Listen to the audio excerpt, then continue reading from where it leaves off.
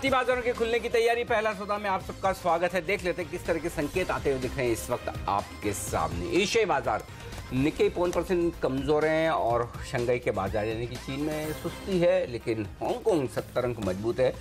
नीचे खुलने के बाद बढ़े 100 पॉइंट के ऊपर भी गए थे, लेकिन अब 70-75 पॉइंट के आसपास की तेजी बरकरार है। कोरिया में आज छुट्टी है। ताइवान और स्ट्रेट टाइम्स एकदम ठंडे कारोबार करते हुए दिख रहे हैं। आइए SGX निफ्टी देख लीजिए, सीमित दायरे में ट्रेड होता दिख रहा है SGX निफ्टी। ओके, अभी कुछ भी नहीं, सेम कल के लेवल के आसपास SGX निफ्टी है।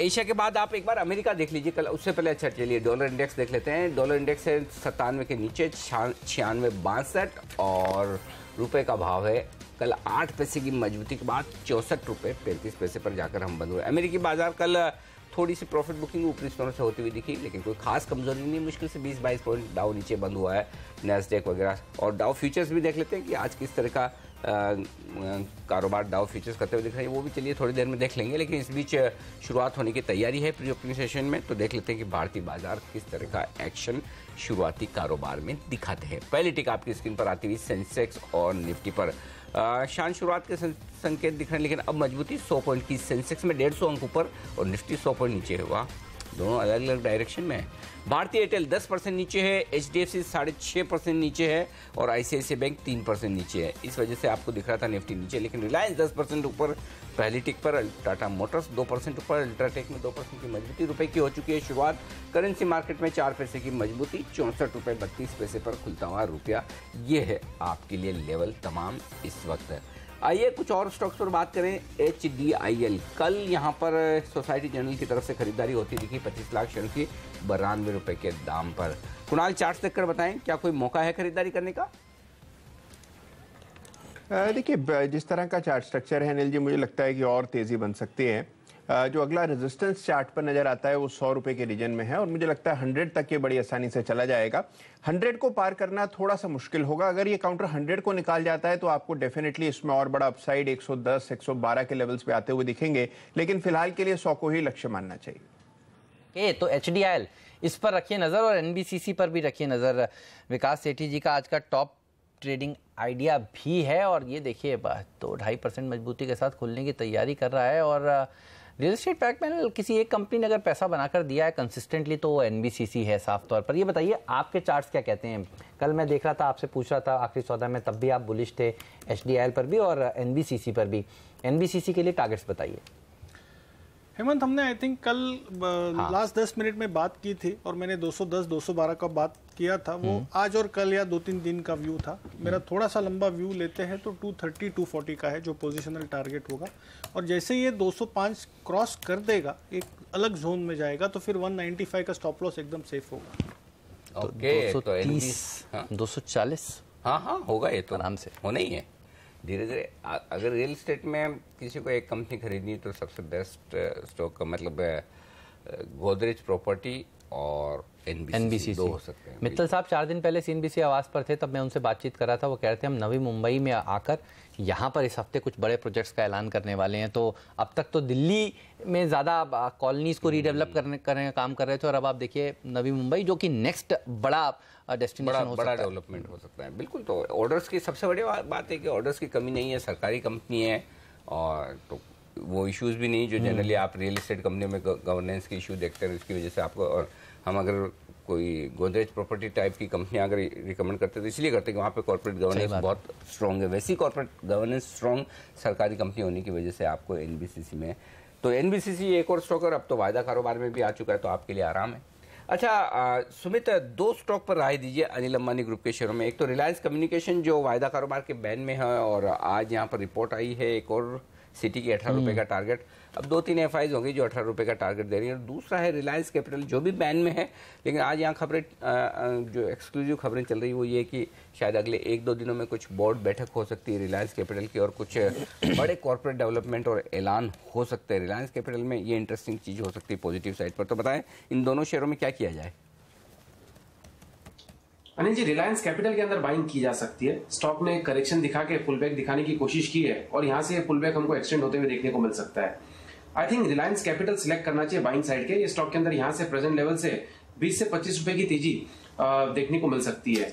और अगर ये स्टॉक ने कन्विंसिंगली ऊपर में 600 के लेवल ब्रेक कर दिए तो फिर ये वापस से तेजी का मूव देना स्टार्ट कर देगा, जिसके अंदर स्टॉक हमें ऊपर में 630 से 650 के लेवल्स दिखाएगा। बट फिलहाल एक बार इमीडिएट पुलबैक के लिए सोचना चाहिए, जो कि 590 से 600 तक देखने को मिल सकता है, और नीचे में इसके अंदर 545 के आसपास का स्टॉप लॉस लगाना होगा, और ऊपर में 590 600 के आसपास का टारगेट है। अगर छोटा स्टॉप लॉस लगाना है तो 555 के आसपास का स्टॉप लॉस भी लगाया जा सकता है। रिलायंस कैपिटल की बात कर रहा हूं। और दूसरी तरफ आपने आरकॉम के ऊपर जो सवाल पूछा, आरकॉम के अंदर ओवरऑल वीकनेस है। जब तक इस पूरे सेक्टर में कोई टर्न अराउंड नहीं आता है, और सेक्टर के साथ साथ इस स्टॉक में जब तक कोई कन्विंसिंग मूव्स देखने को नहीं मिलते हैं, और तब तक कोई जेन्युइन फंडामेंटल सपोर्टिंग नहीं मिलते हैं, तब तक इस स्टॉक को अवॉइड करना चाहिए। ये स्टॉक इमीडिएटली अगर इस बार 19 रुपए के नीचे गया तो 16 से 15 रुपए तक के लेवल्स भी दिखा सकता है आने वाले दिनों में। इमीडिएटली हो सकता है यहां से कोई पुलबैक देखने को मिले 2 से 3 रुपए का, बट उस पुलबैक में फंसना नहीं चाहिए। और मेरे ख्याल से ओवरऑल इसके अंदर सेलिंग ही देखने को मिलेगी, जिसके अंदर इस बार 19 रुपए के लेवल टूटने के बाद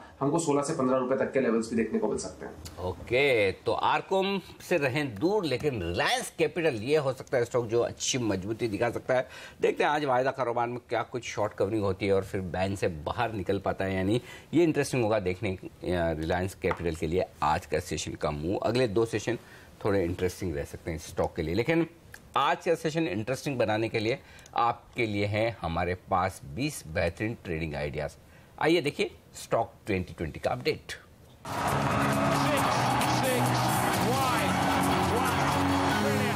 मेरी पूरी टीम पर नजर डालिए। जिस तरह से महाराष्ट्र में किसानों ने आंदोलन किया है और सब्जियों के दाम बढ़े हैं, आप देखिए वेंकीज जैसे स्टॉक्स आज फोकस में रह सकते हैं। एडीएफ फूड पर नजर रखिए, एलटी फूड, कोहिनूर फूड अच्छा प्रदर्शन दिखा सकते हैं। तो ये खाने पीने से जुड़ी हुई कंपनियां अच्छी तेजी दिखा सकती हैं। मॉनसून में जब चाल पकड़ता है तब हम जनरली देखते हैं कि काफ़ी सारी वॉशिंग मशीन की सेल्स बढ़ती है, तो आईएफबी इंडस्ट्रीज वर्लपूल को भरोसा किया है। साथ ही नजर रखिए एवरेस्ट कैंटोस लेंडर पर, यहाँ पर अच्छी तेजी देखने को मिल सकती है। सरकारी कंपनी आईटीडीसी पर भी सेक्टर्स काफ़ी बुलिश हैं। और रियल एस्टेट पैक में सबसे बढ़िया कंपनी एनबीसीसी, ये आज का फ्रीड शेयर। एचडीआईएल भी अच्छा प्रदर्शन दिखा सकता है, फंड्स की तरफ से खरीदारी होती हुई दिखी है। पूरी टीम पे नजर डालिए। यहाँ पे एक शेयर हमने रखा है जो बिकवाली का, और वो है जेट एयरवेज, क्योंकि उसमें बहुत सारी दिक्कतें, नतीजे खराब भी थे और सिक्योरिटी ऑडिट की भी बात चल रही है, तो वो एक नेगेटिव है। लेकिन state bank of India QIP की वजह से खरीदारी, आईसीआईसीआई बैंक ने लोम्बार्ड के आईपीओ की तैयारी कर ली है। आईजीएल सिटी से अपग्रेड मिला है, 1250 का लक्ष्य रखा गया। कैडिला के बड्डी प्लांट को जो इंस्पेक्शन रिपोर्ट मिली वो बिल्कुल बढ़िया, उसमें कोई दिक्कत नहीं। मानसून का आज अपडेट है, फैक्ट फोकस करिए। रेट सेंसिटिव में 3 रियल एस्टेट कंपनी हमने रखी है। डीबी रियल्टी को खरीदारी करिए, पेनिनसुला लैंड कर सकते हैं, और अनंतराज इंडस्ट्रीज यहाँ पे खरीदारी करिए। और साथ ही जेट एयरवेज, जब से हमने पहले बताया कि यहाँ पे शॉर्ट कॉल बनती है।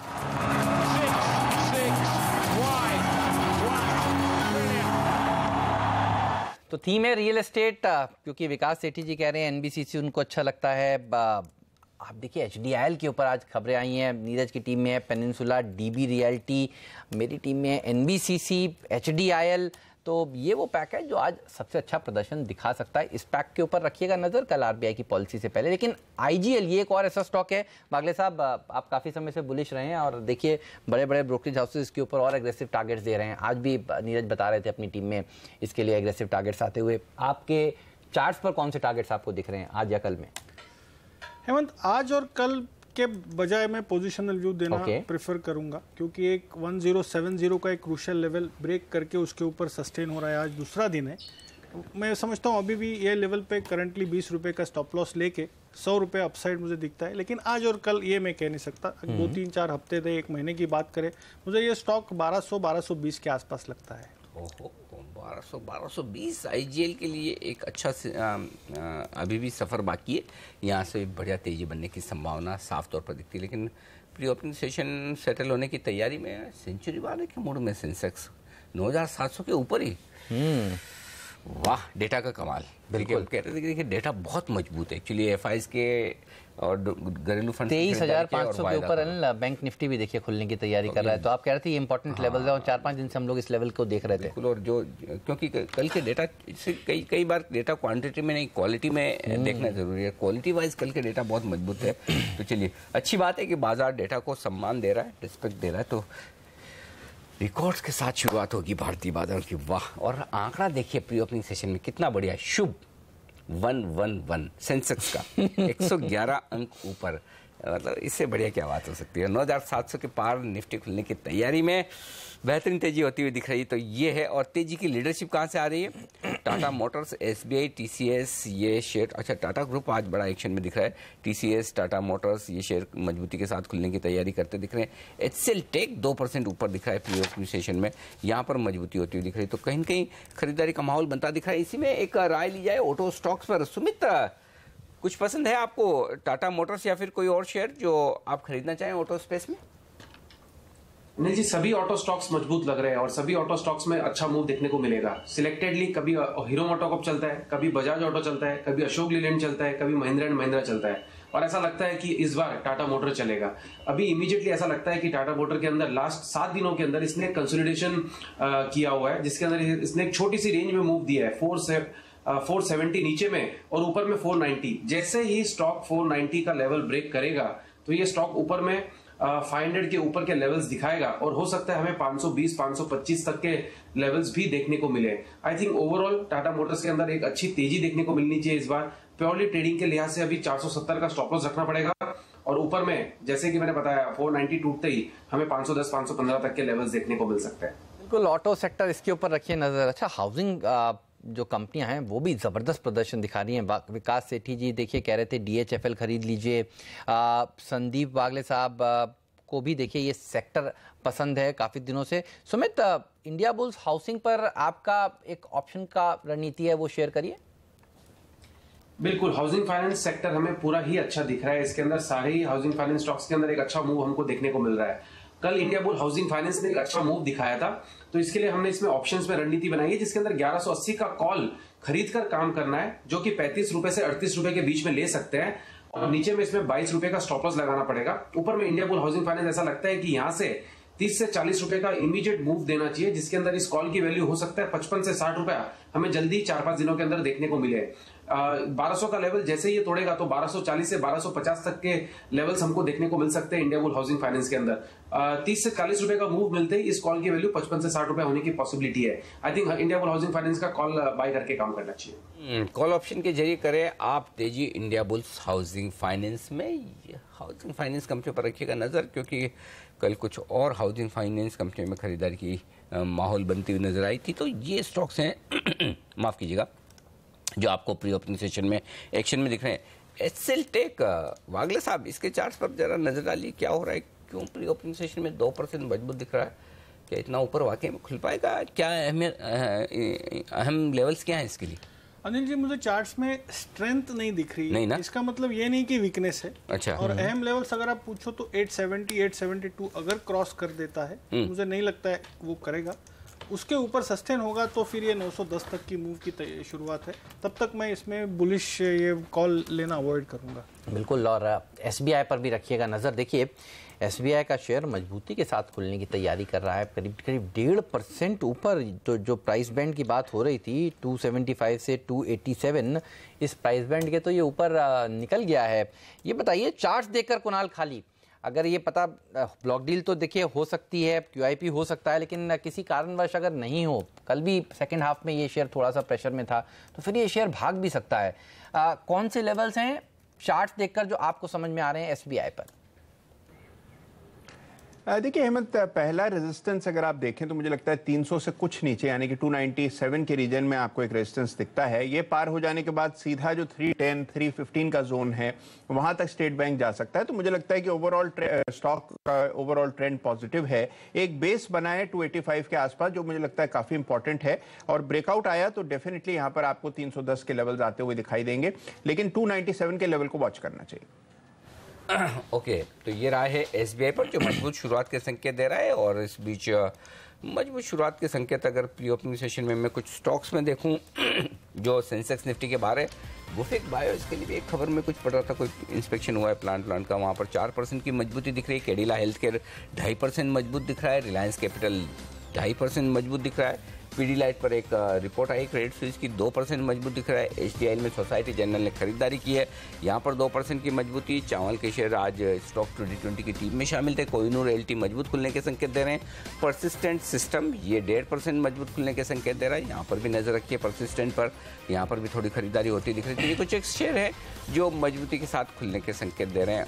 निफ्टी में एक भी स्टॉक ऐसा है नहीं जो 1% से ज़्यादा की कमजोरी दिखा रहा हो, यानी कि कमज़ोर शेयरों में कोई खास ऐसा नज़र नहीं आ रहा, लेकिन मजबूती का रुझान साफ तौर पर 2-3 दिग्गजों में जिनसे मजबूती बनेगी। एक तो आईटी शेयरों में थोड़ी थोड़ी खरीदारी होती दिख रही है। टीसीएस, इन्फोसिस, एचसेलटेक ये तीनों ही मजबूत खुल रहे हैं। दूसरा, कल के पिटे हुए फार्मा शेयर फिर से मजबूत होने की संकेत दे रहे हैं। औरोबिंदो, सन, लुपिन, सिप्ला ये चारों हरे निशान में खुलने के संकेत दे रहे हैं। तो ये 2 सेक्टर्स हैं जो मजबूती के साथ आगे बढ़ सकते हैं। रिलायंस, बीपीसीएल थोड़े हरे निशान में खुलने के संकेत ये स्टॉक्स भी दे रहे हैं, तो यहाँ पर खरीदारी हो सकती है। और ऑटो में मिला जुला रुझान है, क्योंकि टाटा मोटर थोड़ा मजबूत है, तो लेकिन सामने आइशर और एमएनएम थोड़ा सा लाल निशान में खुलने के संकेत, मिला जुला कारोबार। बैंक निफ्टी 65 अंक ऊपर खुलेगा, 23,523, और अगर बैंक निफ्टी भी ये लेवल पर खुलता है तो इतिहास बनाएगा, पहली बार ऐसा होगा।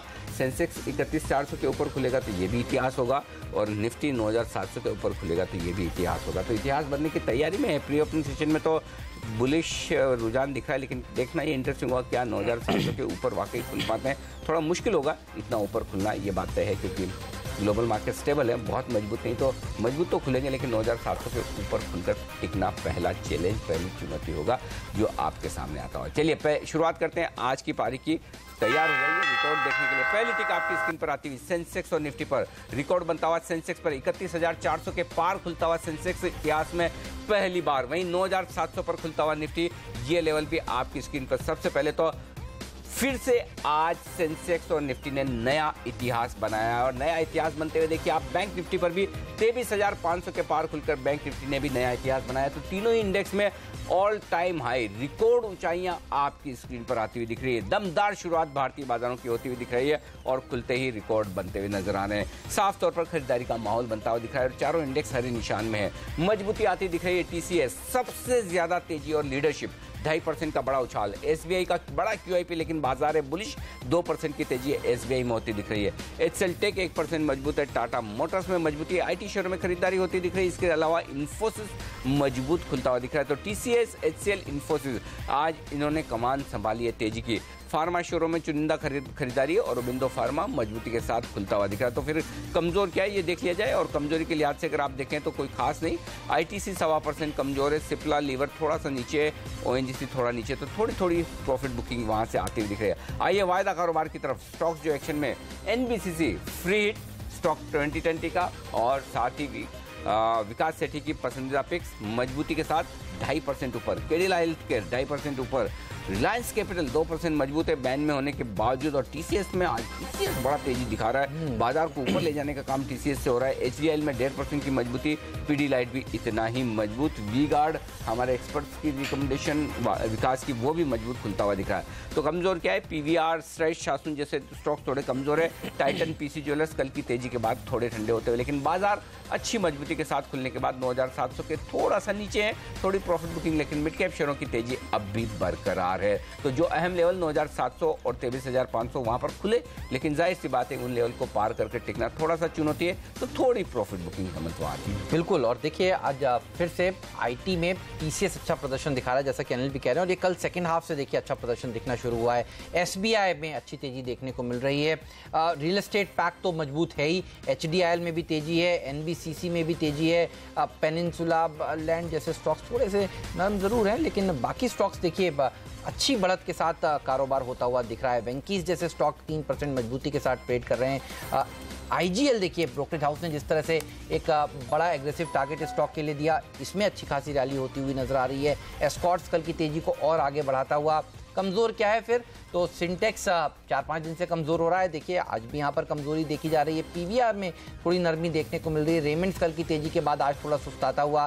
पीसी ज्वेलर्स और टाइटन जैसे स्टॉक्स में कल एक तरफा तेजी देखने को मिलती, आज ये थोड़े से बैक सीट पर आते हुए। और आईटीसी एक अच्छी रैली के बाद ये थोड़ा सुस्ता रहा है। ये अच्छा हो रहा है। एक शेयर बाजार को एक स्तर तक ले जाता है, उसके बाद दूसरे शेयर आगे बढ़ाने का काम करते हैं। तो अब ITC पीछे है और TCS जैसे दिग्गज आगे बढ़ते हुए। लीडरशिप में थोड़ा थोड़ा बदलाव होता दिख रहा है, इसी पर राय ली जाए। वागले साहब, TCS चार्ट्स बेहद मजबूत नजर आ रहे हैं, क्या खरीदारी करनी चाहिए 2650 पर? अनिल जी, ब्रेकआउट दिया है और वो लेवल है लगभग 2630, 20 रुपये ऊपर है। मैं यहीं पर खरीदारी करूंगा और ये मैं जून फ्यूचर्स के लेवल्स बोल रहा हूँ। ज़्यादा कंफर्टेबल रहूंगा अगर आप 1 से 2 से 3 दिन का व्यू ले, ना कि इंट्राडे ले 20 रुपये अपसाइड, 2750 के टारगेट्स, मतलब लगभग 100 रुपये अपसाइड और एक 20-25 रुपये का रिस्क ले सकते हैं। तो TCS इसके ऊपर रखिएगा नजर। कल सेकेंड हाफ से इसने अच्छा प्रदर्शन दिखाना स्टार्ट किया है। सुमित, आपके टारगेट्स क्या होंगे TCS पे? TCS में ऑलरेडी सारे IT स्टॉक्स के सब में सबसे स्पीड से चल रहा है। आई थिंक ये स्टॉक इमीडिएटली 2750 और 2800 तक के लेवल्स इमीडिएटली दिखाएगा, और अगर ये 2800 के लेवल टूटे तो फिर ये स्टॉक के अंदर हमें आने वाले कुछ महीनों के अंदर हो सकता है 3000 तक के भी लेवल्स देखने को मिले। फिलहाल इमीडिएटली 2750 से 2800 तक के लेवल्स मान के चलने चाहिए। ओहो, 2750 से 2800 तो काफी मजबूत लेवल्स ऊपर की तरफ आते हुए दिख रहे हैं। और अगर TCS अगर यहाँ से 5-6% बढ़े तो फिर निफ्टी के लिए इससे बढ़िया कोई बात नहीं हो सकती कि सपोर्ट एक के बाद एक अलग अलग सेक्टर से स्टॉक से आता हुआ दिख रहा है। तो धीरे धीरे फार्मा और IT शेयरों में थोड़ी जान लौटती हुई नजर आ रही, ये हम साफ तौर पर कह सकते हैं। तो ये एक्शन होता हुआ दिख रहा है। इस बीच कमजोर शेयरों में थोड़ा नजर आ लें तो आरकॉम थोड़ा कमजोर होता दिख रहा है। जाहिर सी बात है कि सिटी की एक और रिपोर्ट आई तो उसका असर है। 2-2.5% सिंटेक्स ये लगातार कमजोर होता हुआ दिख रहा है। अब लोगों को समझ में आ रहा है कि इसके फेयर वैल्यूएशन क्या है और उसके बाद कमजोरी होती दिख रही है। स्ट्राइक शासन 2% नीचे आज के सेशन में कारोबार करता हुआ दिख रहा है। लेकिन टाटा एलेक्सी, ये एक और स्टॉक है जो 3.5% मजबूत होता हुआ दिख रहा है। क्या तेज रफ्तार है, कल की तेजी को और आगे बढ़ाता हुआ। लेकिन एक स्टॉक है जो बड़ा एक्शन में आ रहा है, उस पर राय ली जाए। अदानी एंटरप्राइजेज, कोई खबर तो ऐसी सुनने में नहीं आई लेकिन प्राइस एक्शन बड़ा होता दिख रहा है। सुमित, इस पर अपनी राय दें। क्या 121 के आसपास ये खरीदारी के लायक है, खरीदना चाहिए? हालांकि वॉल्यूम एक्शन मुझे बहुत ज्यादा नहीं दिखा लेकिन प्राइस एक्शन तो दिख रहा है। आ जाएगा अनिल जी इसके अंदर वॉल्यूम एक्शन। अभी का भी इसमें खरीदारी कर लेना चाहिए। आई थिंक इमीडिएटली ये स्टॉक पिछले 7 दिनों का कंसोलिडेशन ब्रेक कर रहा है। 121 पे इस पे खरीदारी करते हैं तो इमीडिएटली इंट्राडे के लिए हमें 125 का लेवल देखने को मिल सकता है, और हो सकता है शायद हमें ये स्टॉक ऊपर में 132 के लेवल्स भी दिखाए। प्रेजेंट लेवल्स पे खरीदारी करनी चाहिए। 117 का स्टॉप लॉस, 121 पे खरीदारी, 125 से 132 का टारगेट।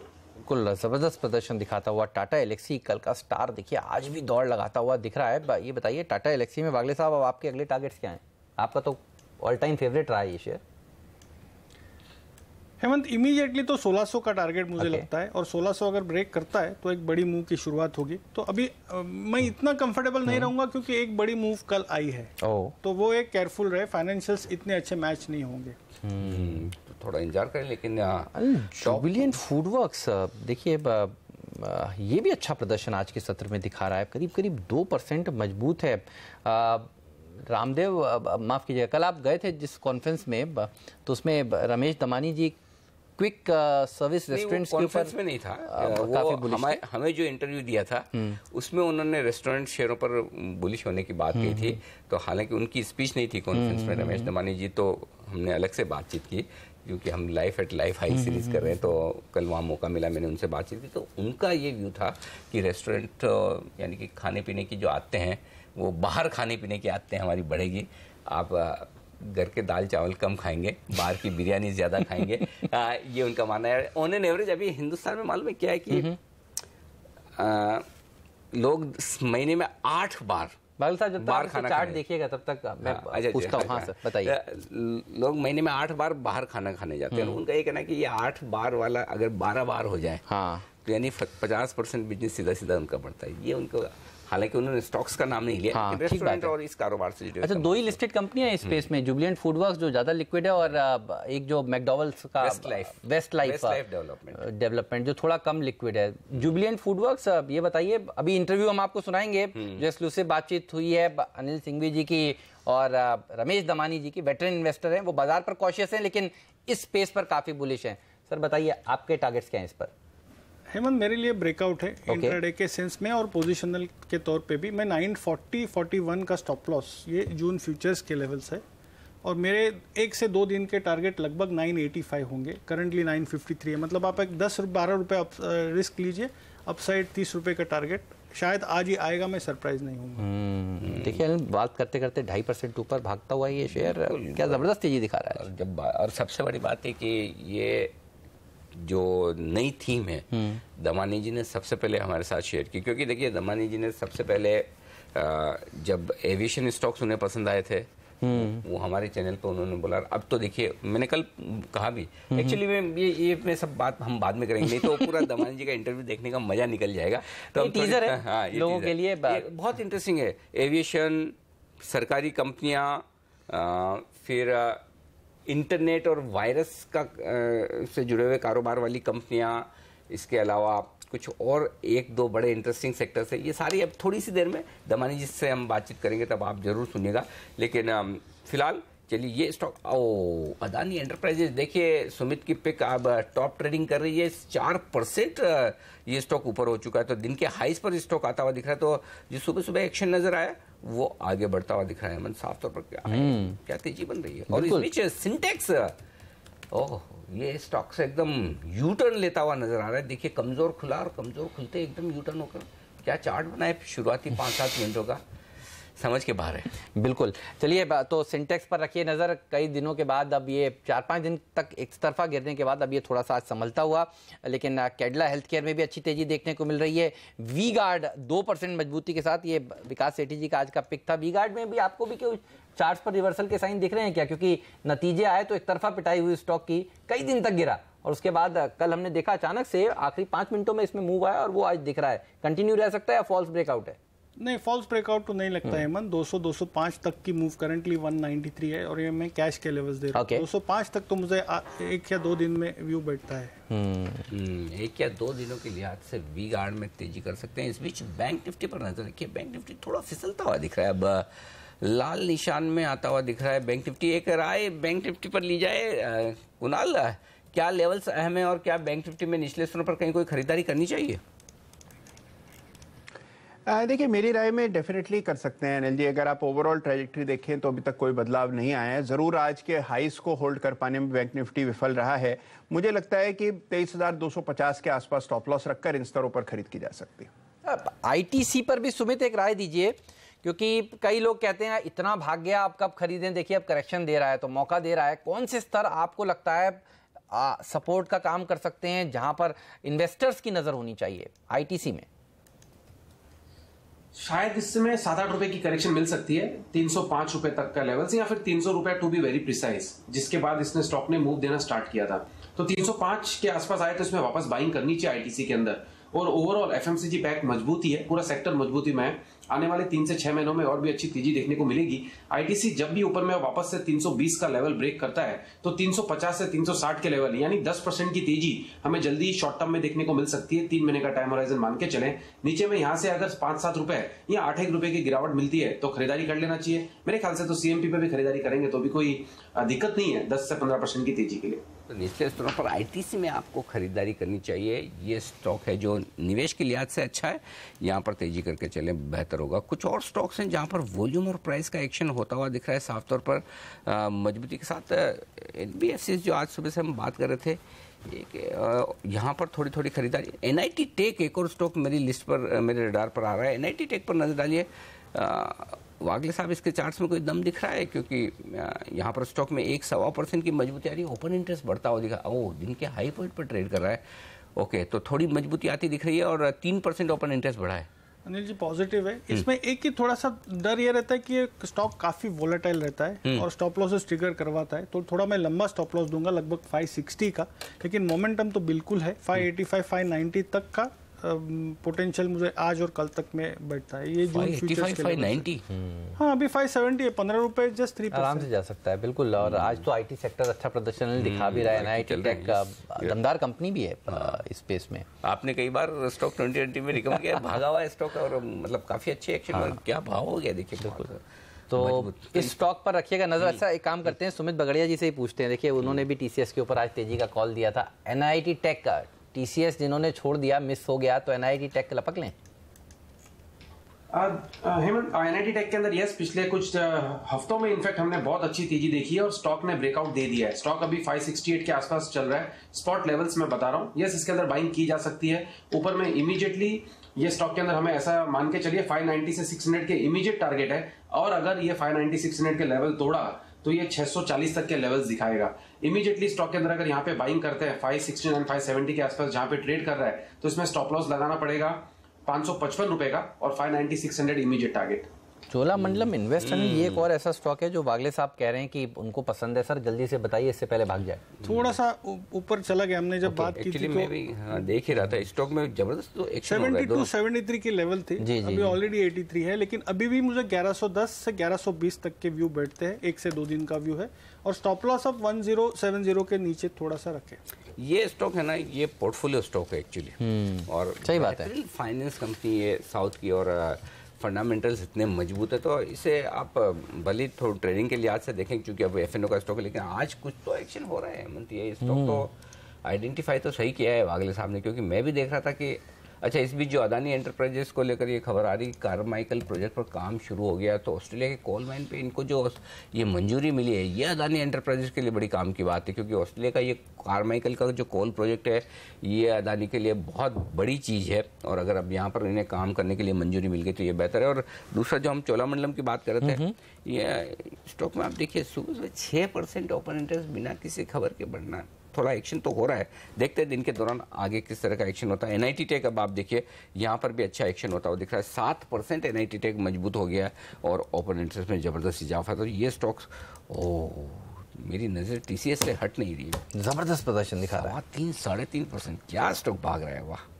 तो अल्लाह ऐसा लग रहा है कि अब फार्मा से भी लोग थोड़े दुखी हो गए, जिस तरह से खराब खबरें आने लगी। अब आईटी की दिग्गज कंपनियों में इन्वेस्टमेंट होता हुआ नजर आ रहा है। अच्छा पैसे तो लग रहे हैं बाजार में, और ये वो आइडियाज़ हैं जहां पर फंड मैनेजर्स की नज़र है। तो अब लगता है कि टीसीएस, आपने एनआईआईटी टेक की बात करी, ये पैक अच्छा प्रदर्शन दिखा सकता है। सुमित, और कोई आईटी कंपनी जो आपको अच्छी लगती हो, जहां आपको लगता हो मोमेंटम को प्ले किया जाए?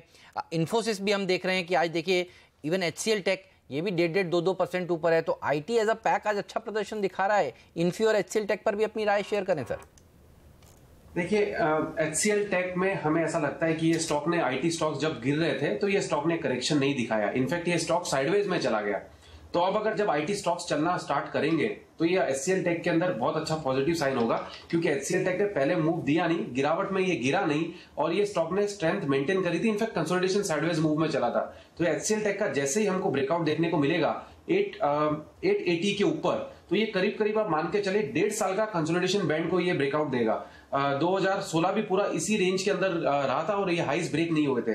तो जैसे ही ये लेवल टूटेंगे 880 के आसपास के, उसके बाद हमें स्टॉक के अंदर 100 रुपए की तेजी देखने को मिलेगी, जिसमें 980 से 1000 के लेवल हमें एचसीएल टेक के अंदर देखने को मिल सकता है। आई थिंक एचसीएल टेक लोगों को अपने पोर्टफोलियो में रखना ही चाहिए, और ये ब्रेकआउट आने के बाद तो फ्रेश बाइंग कर लेनी चाहिए, जो कि लगता है बहुत जल्दी मिलने वाली है। ओके लेकिन जब आप आईटी कंपनियों की बात करते हैं, एक मिड कैप आईटी स्टॉक जो बड़ा एक्शन में आता दिख रहा है सुमित, हेक्सावेयर, जरा इसके डेटा देखिए। हेक्सावेयर में क्या हो रहा है, 2-2.25% स्टॉक मजबूत हुआ है, ओपन इंटरेस्ट तेजी से बढ़कर आया है 5%। तो एनआईटी और टाटा एलेक्सी के बाद सबसे बड़ा एक्शन अगर कहीं हो रहा है मिड कैप आईटी शेयर, जबरदस्त एक्शन में। तो हेक्सावेयर पर बताइए, क्या यहाँ मौका है खरीदारी करने का? यस अनिल जी, आपने बिल्कुल सही कहा। मिड कैप आईटी के अंदर हेक्सावेयर एक ऐसा स्टॉक है जिसने एक पिछले 15 से 20 दिन, इनफैक्ट लास्ट एक महीने का अगर मैं बताऊंगा, तो ये स्टॉक ने एक अच्छी तेजी दिखाई है, और 200 के लेवल से 260 के लेवल तक ये अभी आ चुका है। लास्ट 8 दिनों के पहले भी इसने यही हाइज लगाए थे, और उसके बाद इसने थोड़ी सी करेक्शन दी, और वो पूरी करेक्शन इसने लास्ट 3 दिन के अंदर एंगल्फ कर दी है। आई थिंक ये स्टॉक के अंदर आज हमें फ्रेश ब्रेकआउट देखने को मिल रहा है, जिसके अंदर ये स्टॉक के इमीडिएट टारगेट होंगे 275, और 275 के लेवल्स निकले तो 295 से 300 के लेवल्स भी हमको देखने को मिलेंगे। इमीडिएट टारगेट 275, उसके बाद 300। 275 के टारगेट के लिए प्रेजेंट लेवल्स पे भी खरीदारी की जा सकती है, और पिछले 3 दिनों में अगर किसी ने लॉन्ग किया है तो वेट करें। आज अगर 260 के ऊपर क्लोजिंग आ गया तो 275 तो इसमें बहुत जल्दी हमको देखने को मिलेगा। तो आईटी जो सेक्टर चल रहा है वो सीएलएसए की रिपोर्ट के पीछे चल रहा है। सीएलएसए ने अपनी रिपोर्ट में ये कहा है कि बहुत ही अच्छे रेवेन्यू ग्रोथ देखने को मिला है एचसीएल में, विप्रो में और कॉग्निजेंट में। कॉग्निजेंट अनलिस्टेड है, और FY18 का आउटलुक सबसे अगर उनको अच्छा लगता है तो HCL टेक और TCS का लगता है। तो ये वजह है, ये हमारी रिसर्च टीम ने इंफॉर्मेशन शेयर करी है, और आप देखिए इसीलिए दरअसल आज TCS और HCL टेक सबसे अच्छा प्रदर्शन दिखा रहे हैं। बिल्कुल। और जबरदस्त। हाँ बिल्कुल, ये रिपोर्ट आई है और रिपोर्ट तुरंत जैसे ही हमने स्टॉक्स को आइडेंटिफाई किया आपके सामने यहाँ पर आती हुई दिख रही है। और इस बीच स्टॉक्स कमजोरी के साथ आज जो दिख रहे हैं पीसी ज्वेलर्स और टाइटन। कुणाल, क्या राय है इन पर? क्या कोई गिरावट में खरीदारी की जाए या फिर कल के बड़े मूव के बाद अब छोड़ दिया जाए? कोई एक्शन बनता है इस पर? देखिए, टाइटन मुझे लगता है अनिल जी डेफिनेटली बायबल है। बहुत ही स्ट्रांग ब्रेकआउट, बहुत बड़े वॉल्यूम के साथ आया है और मुझे लगता है कि और ऊपर के लेवल्स आपको निश्चित देखने को मिलेंगे। तो किसी भी गिरावट में टाइटन को खरीदे। स्टॉप लॉस थोड़ा सा बड़ा 530 के आसपास रखे। मुझे लगता है कि काउंटर 575 580 के लेवल्स दिखाएगा। चलिए, तो इस पर रखिए नजर। टाटा एलेक्सी से मेरी नजरें नहीं हट रही हैं। कल भी 10% की तेजी थी, आज 3% की तेजी है। सुमित, टाटा एलेक्सी बागले साहब से तो हमने पूछा है, लेकिन आपकी राय भी जानना चाहते हैं। बताइए, आपका क्या टारगेट है इस शेयर पर? 200 डीएमए के ऊपर ये स्टॉक सस्टेन कर रहा है और पिछले कुछ भी दिनों में जो इसने करेक्शन दिखाई, वो लास्ट 2 दिनों में इसने अच्छा खासा मूव दिखाया है। स्टॉक इमीडिएटली 1600 पे शायद अटकेगा। अगर नहीं अटकता है तो ये स्टॉक 1600 का लेवल ब्रेक होते ही 1750 तक के लेवल्स दिखा सकता है। फिलहाल सबसे पहला इमीडिएट टारगेट 1595 से 1600 के लेवल होंगे। लास्ट 2 से 3 दिनों में जिन्होंने बाइंग करी, पोजीशंस को होल्ड करें। 1500 के नीचे का स्टॉप लॉस लगा लें या फिर 1500 के आसपास का ही स्टॉप लॉस लगा लें। ट्रेलिंग स्टॉप लॉस और फ्रेश बाइंग के लिए भी स्टॉप लॉस।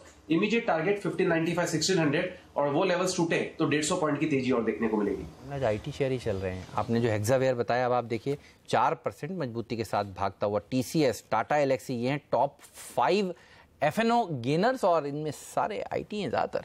जबरदस्त तेजी हो रही है और एकदम सही टाइमली आपको वायदा कारोबार का एक्शन भी और साथ ही न्यूज़ भी कि किस तरह से हमने आपको बताया किस वजह से जो सीएलएसए की दमदार रिपोर्ट है वो पूरी तरह से आईटी शेयरों का मूड बदलती हुई दिख रही है। जो कुछ भी स्मिथ चार्ट्स आपके पास होंगे सिंटेक्स के, कुणाल जरा देखिए क्या कुछ हो रहा है इस स्टॉक में, कुछ समझ में आ रहा है? क्योंकि अभी ये पिछले एक्सपायरी के 1 दिन पहले ही लिस्ट हुआ है ये स्टॉक डीमर्ज होने के बाद, यानी कि मुश्किल से 8-10 दिनों का चार्ट होगा आपके पास में। इसमें कोई क्या कुछ बता सकते हो क्या आप, क्या हो रहा है? देखिए, बहुत लिमिटेड डेटा है अनिल जी, लेकिन मुझे लगता है कि इसको अवॉइड करें तो शायद बेहतर होगा। चलिए, तो इसको अवॉइड करिए।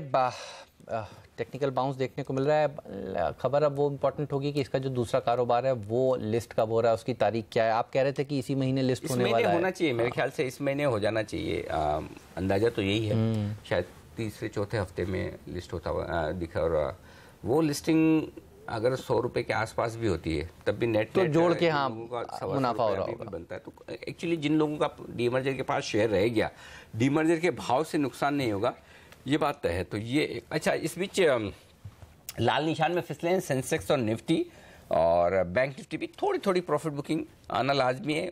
वही दिक्कत है, देखिए गैप से खुलने में ये इशू होता है, और खासतौर से जब 2 बड़े अहम लेवल है निफ्टी और बैंक निफ्टी पर 9,700 और 23,500, तो वहाँ पर खुलने के बाद थोड़ी प्रॉफिट बुकिंग आना लाजमी। अगर अब थोड़ा नीचे आ जाए 9,650 के आसपास निफ्टी खरीदने को मिले तो शायद बहुत बढ़िया होगा। बैंक निफ्टी अगर 23,350 के आसपास मिले तो वो बढ़िया होगा। तो देखते हैं उतना करेक्शन होता है या नहीं होता है, लेकिन फिलहाल स्टॉक स्पेसिफिक एक्शन साफ तौर पर बाजार में आपको नजर आएगा। कल भी हम बात कर रहे थे रैमको सीमेंट्स की, कमजोर था। देखिए आज भी ये कमजोरी की तरफ इशारा कर रहा है, 2-2.25% नीचे है। वागले साहब, इसके चार्ट्स कैसे लग रहे हैं, और अगर बाजार में कमजोरी होती है तो ये शेयर क्या ज्यादा कमजोर हो सकता है? हेमंत, बिल्कुल वीक तो डेफिनेटली है। 700-701 के लेवल जून फ्यूचर्स के, और इसमें अगर 690 ब्रेक होता है 693 तो और बड़ी मूव आ सकती है, जो कि 660 तक, मतलब एक 25-30 रुपए की डाउन साइड है। तो 693 के नीचे ही बेचे, और मुझे लगता है 660 तक के लेवल्स मिलेंगे। एक 10 रुपए के ऊपर का स्टॉप लॉस रखें। और इस बीच ज्योति लैब, ये एक और स्टॉक जहां पर आप नीचे देख सकते हैं हमारी टिकर टीम बता रही है कि 5 लाख शेयरों का बड़ा कारोबार होता हुआ दिखा है। जी हाँ, 2 ट्रेड मेरी स्क्रीन पर दिख रहे हैं, 3,60,000 और 1,40,000 के, और एक हुआ है 368 और एक हुआ है 369 रुपये 50 पैसे में, और लगभग 0.3% के आसपास की हिस्सेदारी ज्योति लैब की बदलती हुई दिखी। तो ज्योति लैब में वॉल्यूम का एक्शन आपकी स्क्रीन पर होता हुआ दिख रहा है और यहाँ पर अच्छी तेजी बनती हुई दिख रही है। इसके चार्ट्स बताइए, ज्योति लैब खरीदेंगे आप इन लेवल्स पर? कुणाल क्या कह रहे हैं? वॉल्यूम एक्शन तो हो रहा है, प्राइस एक्शन दिखता है क्या? बिल्कुल अनिल जी, मुझे लगता है कि अभी इसमें प्राइस एक्शन आना शुरू हुआ है। सपोर्ट से ही बाउंस हो रहा है, 365 के आसपास सपोर्ट है। मुझे लगता है 390 तक चला जाएगा, खरीदना चाहिए। तो खरीदिए ज्योति लैब्स को। अब देखना होगा कि यहाँ पर किसने खरीदारी करी। आज ब्लॉक डील्स काफ़ी सारी हो रही है। एशियन पेंट्स में करीब 4 लाख शेयरों में ब्लॉक डील हुई है। एशियन पेंट्स पर भी रखिएगा नज़र। एशियन पेंट्स, ये कैसा लगता है बागले साहब आपको? स्टॉक तो इन्वेस्टमेंट ग्रेड वाला है, लेकिन क्या ट्रेडिंग के मौके हैं या फिर पास करेंगे? हेमंत, आज मुझे वीक लगता है। वीक लगता है, ओके। और थोड़े से लोअर लेवल्स, लेकिन ये ट्रेडिंग स्टॉक है नहीं, बिल्कुल इन्वेस्टमेंट वाला। 1146 तो कहाँ खरीदेंगे ये बताइए। नीचे अगर खरीदने की बात है तो मैं 1120 तक के लिए करेक्शन के लिए वेट करूंगा। 1120 से लेकर 1100 तक बाय करें, और पोजिशनल व्यू लेते हैं तो फिर हम 1200 की बात कर सकते हैं। ऑलराइट, चलिए। तो एशियन पेंट्स ये वो स्टॉक है जो इन्वेस्टमेंट ग्रेड का शेयर है, बढ़िया शेयर है। गिरावट में 1120 के आसपास आप निवेश कर सकते हैं अगर आपकी नज़र काफ़ी दिनों से शेयर पर थी तो। वक्त है हमारे विशेषज्ञों से विदा लेने का। बागले साहब, सुमित बगड़िया साहब, कुणाल सरावगी साहब, आप सबका धन्यवाद समय निकालने के लिए और आज इस चर्चा में शामिल होने के लिए। जी हाँ, बाजार में देखिए पिछले कई दिनों से लगातार नए लाइफ हाइज लग रहे हैं। सेंसेक्स निफ्टी हर रोज़ देखिए, आज भी सुबह सुबह खुलते ही नया उच्चतम स्तर छुआ है। लेकिन सब लोग ये जानना चाहते हैं कि यहाँ पर निवेशकों को सतर्क रहना चाहिए या फिर अभी भी तेजी कंटिन्यू रहनी चाहिए। जी हाँ, हमारी खास series life at life time highs, इसका वक्त हो गया और सीएनबीसी आवाज के मार्केट साइटर अनिल सिंह भी हर रोज एक से बड़े एक दिग्गज से बातचीत कर रहे हैं और उन्होंने अब बातचीत करी है दिग्गज इन्वेस्टर बीएससी के मेंबर रमेश दमानी से। आइए सीधे चलते हैं और सुनते हैं क्या बातचीत हुई।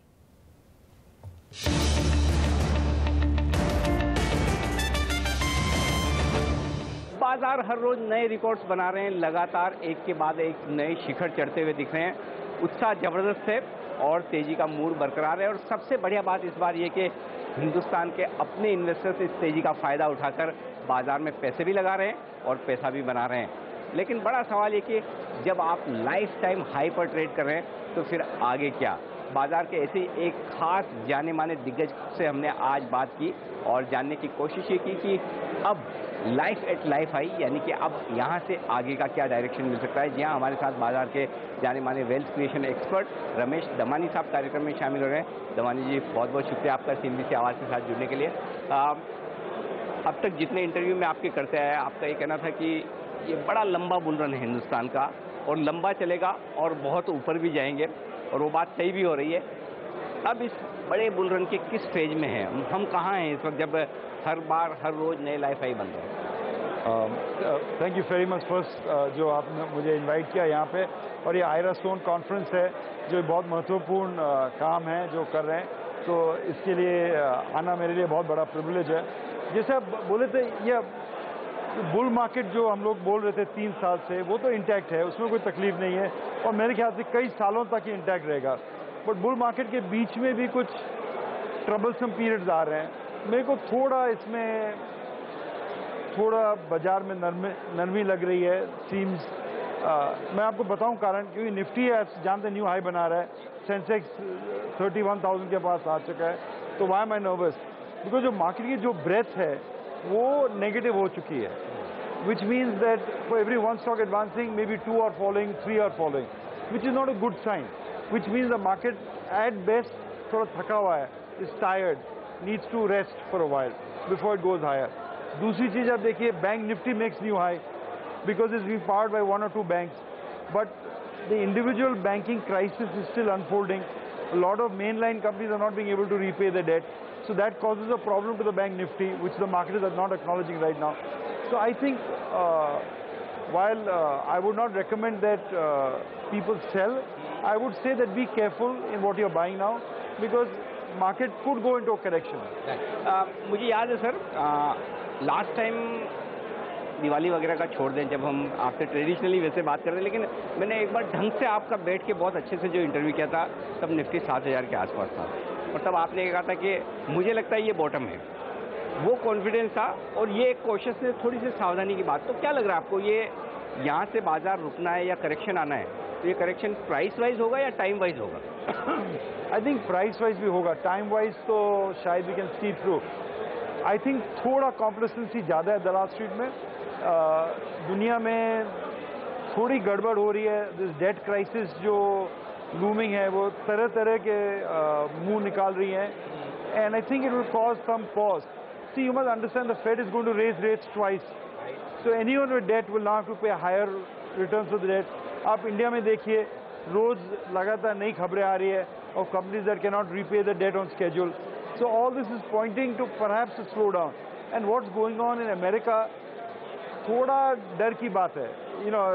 Getting out of NATO perhaps, disbanding NAFTA. If Trump can give a 15% income tax rate, as he's promising, then of course markets will rebound. But he himself is so much deep into trouble, उसकी इतनी खुद की तकलीफ है, तो शायद वो agenda में डिलीवर नहीं कर पाए. तो इसके लिए मुझे लगता है कि मार्केट इतनी अच्छी सुंदरता से बढ़ा है, तो शायद थोड़ा आराम करे. आप तो खुद अमेरिका में पढ़ाई करके आए इतने सालों पहले और दुनिया भर के बाजारों पर गहरी पकड़ रखते हैं. दवान साहब, ये बताएं फिर, क्या जो करेक्शन होगा वो हमारे लोकल रीजन से नहीं होगा, कहीं कुछ बाहर से इम्पोर्टेड कोई जो ऐसी खबर होगी जो ग्लोबल मार्केट से आएगी जिसकी वजह से करेक्शन होगा, या फिर हमारे लोकल रीजन्स भी हैं कुछ? I think both. I think our valuations are stretched a little bit in some of the B group companies. Some of the A group companies like technology, pharma are going through some sort of correction. So it could be domestic reasons also. जो हमारा जो banking crisis है वो निश्चित नहीं हुआ है, अभी तक उसकी समाप्ति नहीं हुई है. So it will take. So मेरे को लग रहा है कि the next 6 months, particularly GST आने से जो earnings है इंडिया की बहुत volatile रहने वाली है. Because people will be selling ahead of GST, not buying stocks. The impact is not known on consumers at the higher GST. So I think the next 2 quarters जो earnings है India की, they will be suspect. एक normal 5 से 7-8% का bull market का correction, या फिर बड़ा शार्प तेजी से आकर थोड़े समय के लिए लेकर वापस से वी शेप रिकवरी, क्या कुछ हो सकता है? It could be V-shaped, but I would say that we could, over the next 6 months, see a 10% correction in the market. Could. Again, ये सब कोई मालूम नहीं पड़ता, और मेरे को बिल्कुल भी नहीं लग रहा है कि मार्केट टॉप आउट हो गया या बुल मार्केट खत्म हो चुका है या people should go into aggressively into cash. Nothing like that. I am just saying that थोड़ा मार्केट लग गया, थक चुका है. It needs time to recuperate. And while the long term trend is still up, जब मार्केट टॉप आउट हो जाता है काफ़ी इंडिकेशंस मिल जाती है अपने को कि क्या साइन हो रहा है, प्राइस मूवमेंट से, ब्रेथ ऑफ द मार्केट से, IPO मार्केट से. But we are not getting those signs. All a sign is that market is a bit tired. आप कई बार वो उदाहरण देते हैं कि जब आपका पान वाला या ड्राइवर आपको स्टॉक सजेस्ट करने लगे, वहाँ तक नहीं पहुँचे. अभी तक अब देखिए जो IPO की क्वालिटी है वो बहुत उम्दा रही है. Good quality companies coming. जब लास्ट स्टेज होंगे ना, बहुत बकवास कंपनियों बहुत ओवर सब्सक्राइब हो जाएगी और अपन हैरान रह जाएंगे ऐसी कंपनी क्यों इतनी ओवर सब्सक्राइब हो रही है. But that is when the public craze is at the full. So clearly right now you're making gains on IPO listing. There are high quality companies coming out there. So I don't think there's any of those signs there. तो महंगा क्या है इस market में? क्या ऐसे pockets हैं जो लगता है कि करेक्शन के लिए तैयार है? I think जो most market people are saying, the mid cap stocks, they've run up to some housing finance. There's an unsustainable level. On the other hand, there are cheap stocks like oil marketing companies. They're available at 7 and 8 P's with a staggering dividend yield. So there are cheap pockets in the market also. But there are also मैं ज़्यादातर ये mid cap और small cap में ढूंढता हूँ share. इस area में मेरे को लगता है काफ़ी चीज़ महंगे हो चुके हैं. और हाल ही में हमने देखा भी कि जो करेक्शन आया, भले सेंसेक्स 50 में मुश्किल से थोड़ा सा था, लेकिन मिड कैप 7-8% ज़्यादा हो रहा है. Mid cap that's in the breadth turn negative.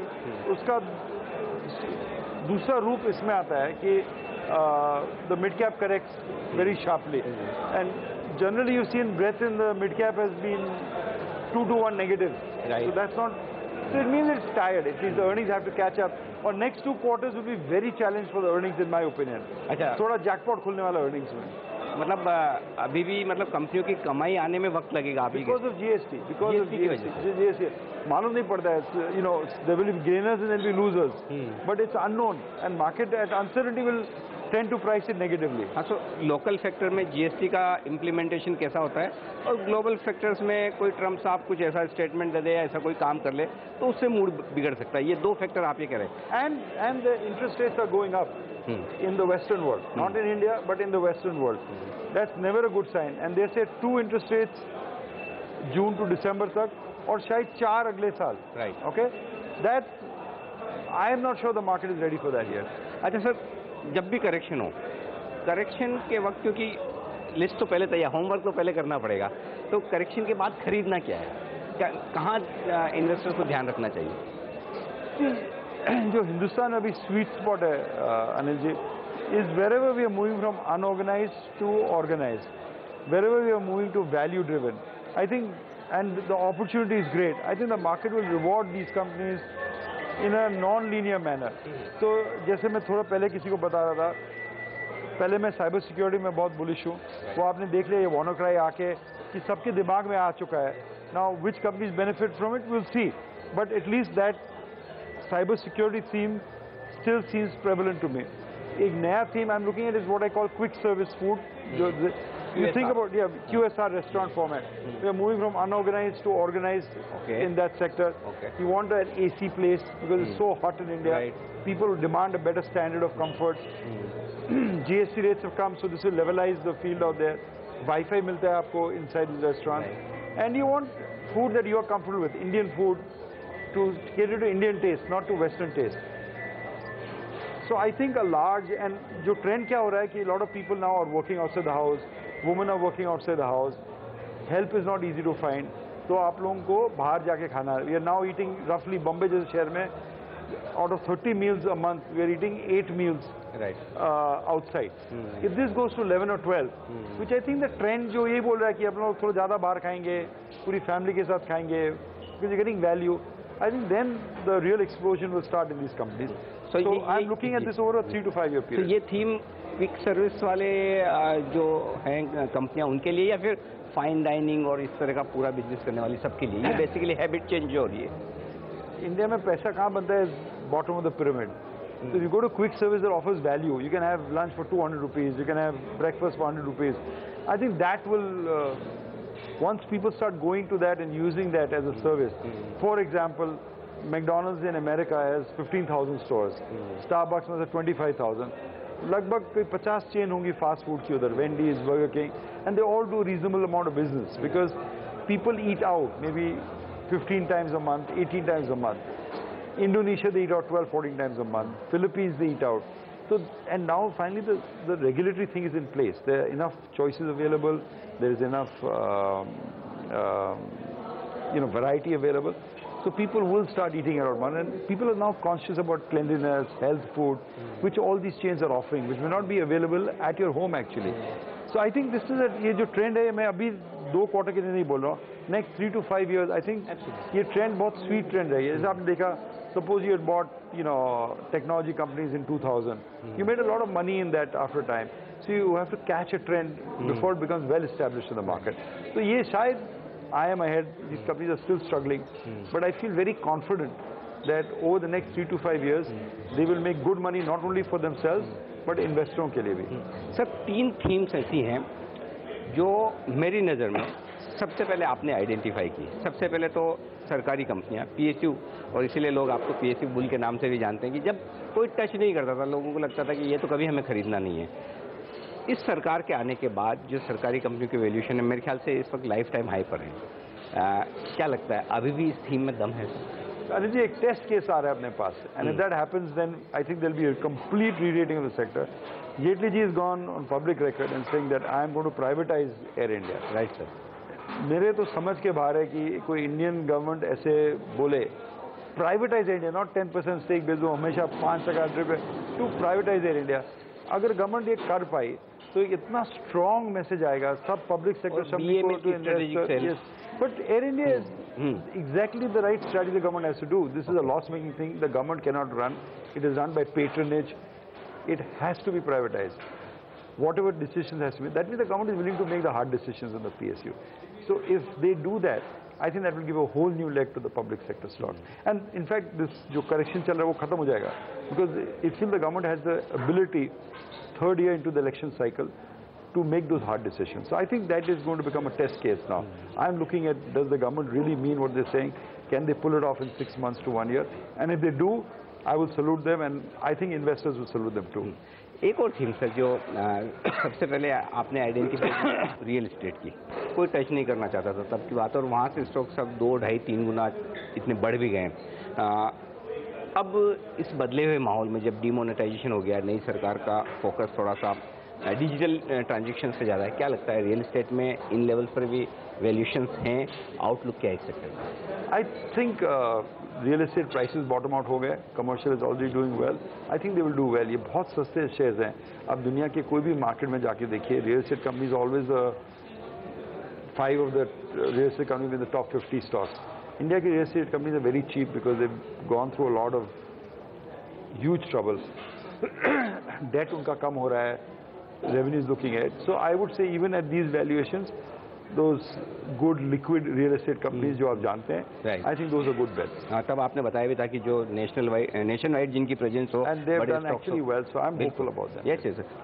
एक और थीम सर, वो थोड़ी वो छोटा मुंह बड़ी बात हो सकती है, लेकिन मैं कहूँगा वो है एविएशन शेयरों की।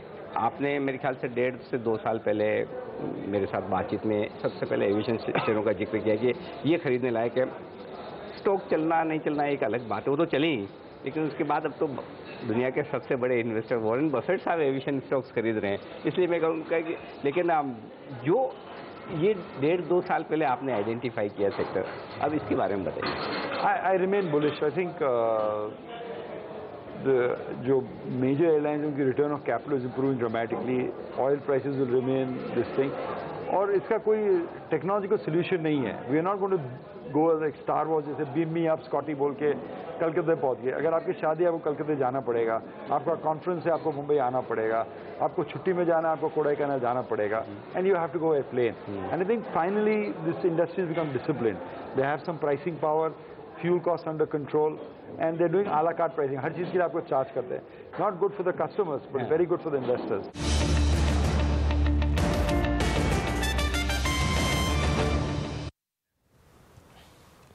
तो ये थी बाजार और तमाम सेक्टर और निवेश के मौकों पर रमेश धमानी जी की राय, जो आज पूरा दिन भर आप CNBC आवाज़ पर एक्सक्लूसिव देख सकते हैं। फिलहाल बाजार उतार चढ़ाव के बीच कारोबार करता हुआ दिखा है। 9,700 के ऊपर टिकने में मुश्किल, लेकिन 9,650 के अहम लेवल पर सपोर्ट भी।